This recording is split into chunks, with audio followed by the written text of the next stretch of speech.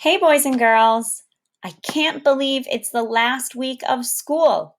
I am so excited for summer, but I'm kind of bummed that we're not going to be able to spend any more time together in school. I didn't want the summer to start until until I answered this letter that I got. Dear Miss Linden, why do I need to learn to subtract to 1,000? What's the point? That is a very good question. What's the point? Well, I'll tell you. I like to use my numbers to 1,000 to help me when I go shopping. You see, numbers to 1,000, three-digit numbers, kind of look like money. What do you mean by that, Miss Linden? Well, let's take a look here. $10 kind of looks like 1,000. There's a 1 and then 3 zeros. A 1 and then 3 zeros. $5.50 kind of looks like 550. There's 2 5s and a 0. 2 5s, then a 0. But do you see the difference between these two numbers?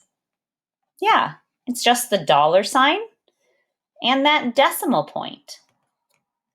So I can think of money like numbers to 1,000, and it helps me when I go shopping figure out if I have enough money to buy something. Let's take a look at a couple more examples. If I have $3.20, I can think of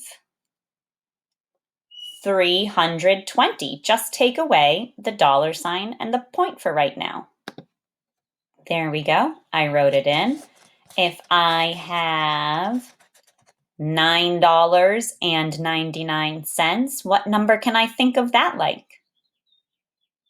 Yeah, 999. Let me write that one down for us. And there it is.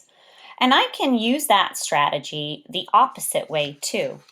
What do I mean by the opposite way? Well, if I have 675, I can think of it like money. I can think of it as $6.75.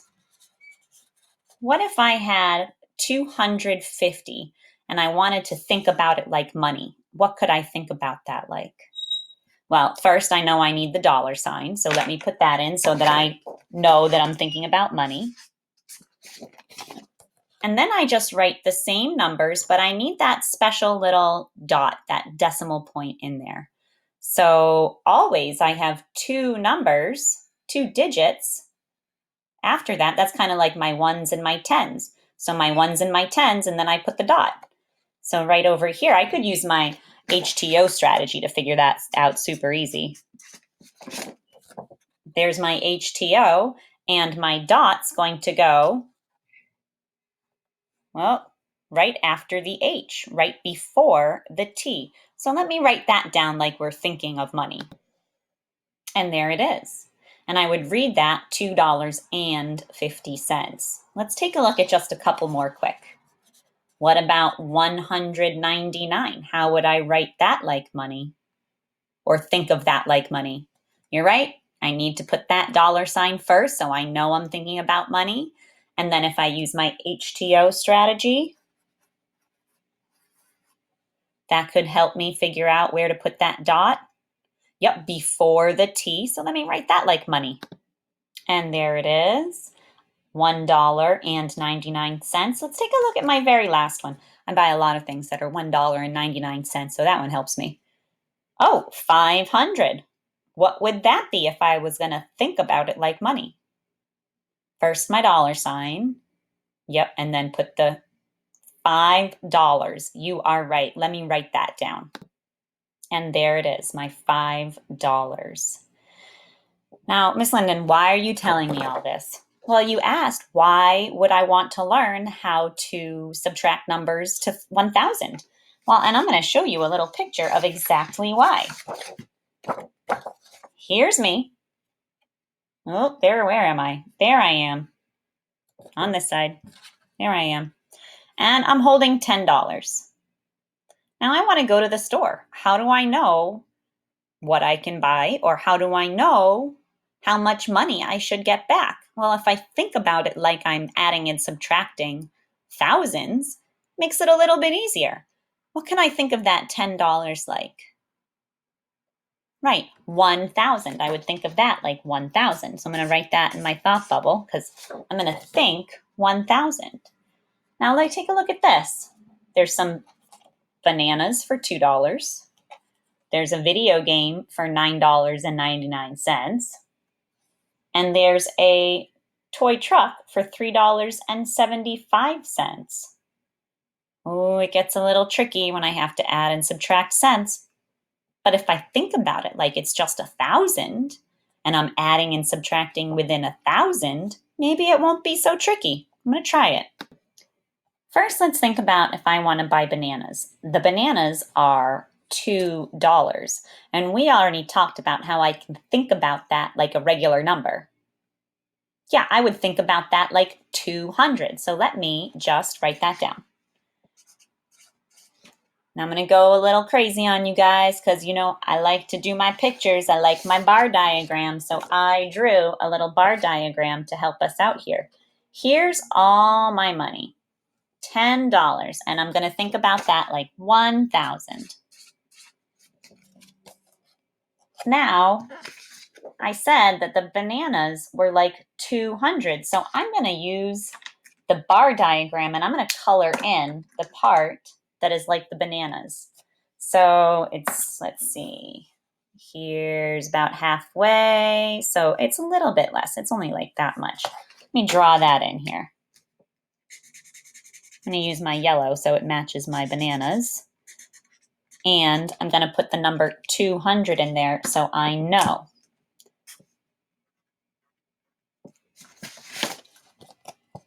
There it is, 200. Kind of looks like the word zoo. That's all right. We know it's 200. Now I just want to figure out what that other part is. How much money will I get back if I go to the store with $10 and buy some bananas for $2? So I'm going to put my question mark in there. Now it kind of looks like a part total, doesn't it? If I think about those numbers like numbers to 1,000, can I think of an equation of how to figure out what that question mark is? Well, I'm going to start with the bigger number because that's how much money I walked in with. And I'm going to say 1,000 minus, because I spent some money, and what number would I take away? 200. So I can think about it like 1,000 minus 200. Let's see, can anybody think about that? Figure out that answer for me? No, it's like 800, right? 10 hundreds minus 2 hundreds is 8 hundreds.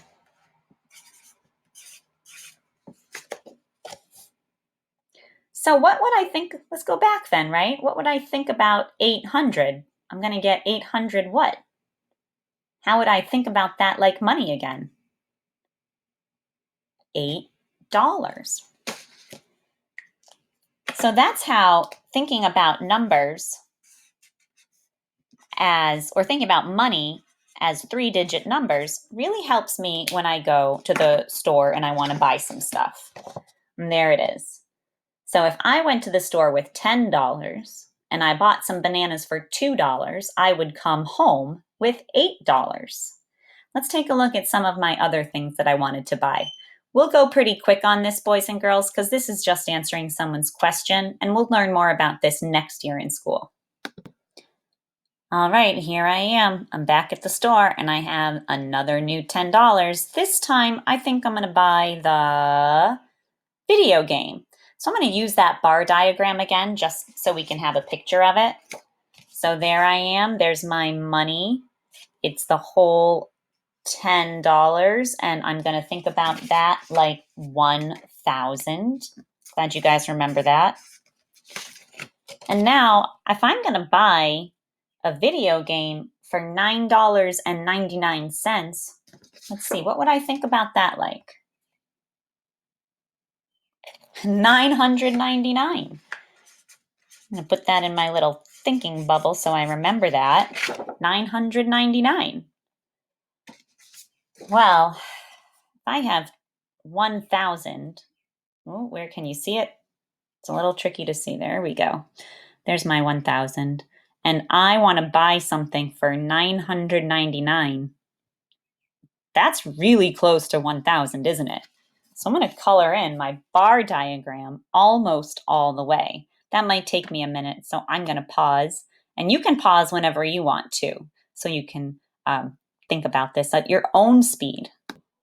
That was a lot of coloring, but I did it.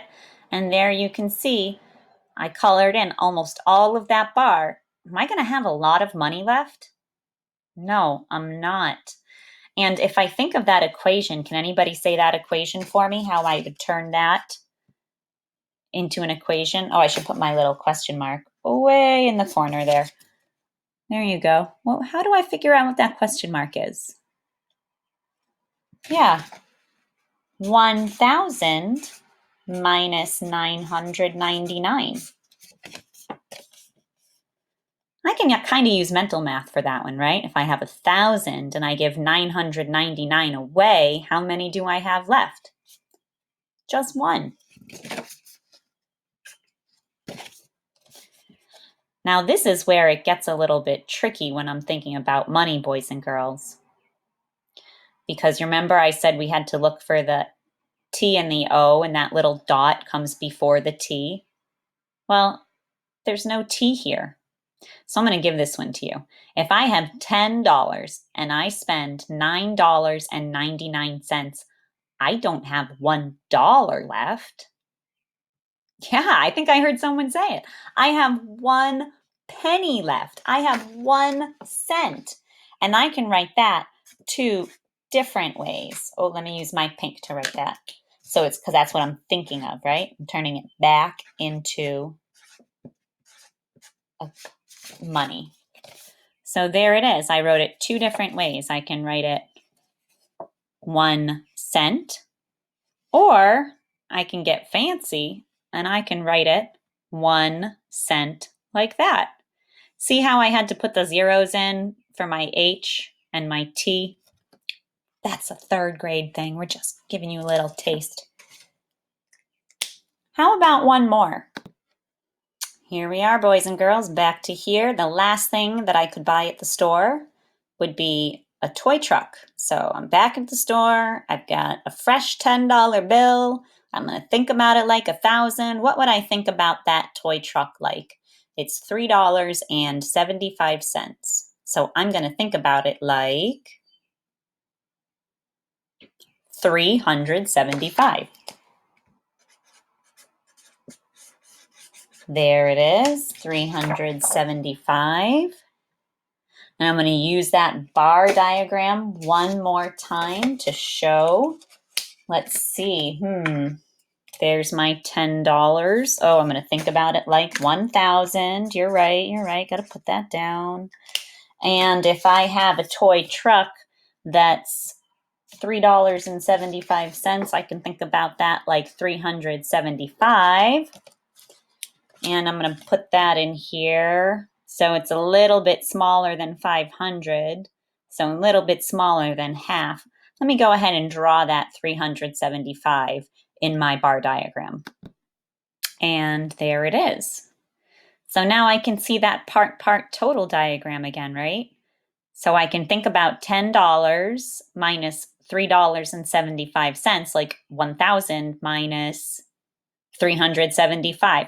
Let me go ahead and write that. And while I'm writing it, you try to figure out what the answer is. You tell me, how much money will I get back?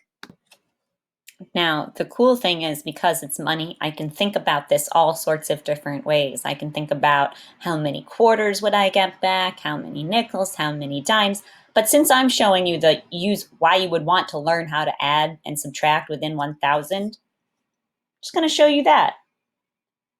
I think about it like 1,000 minus 375 is 625. And if I want to think about that number, that answer, that difference, again in dollars, how much money would I get back? what would I turn that 625 into? Yeah, I'm going to think about it like it's, let's see, there's my ones, there's my 10, so my dot would go right there. So it would be $6.25.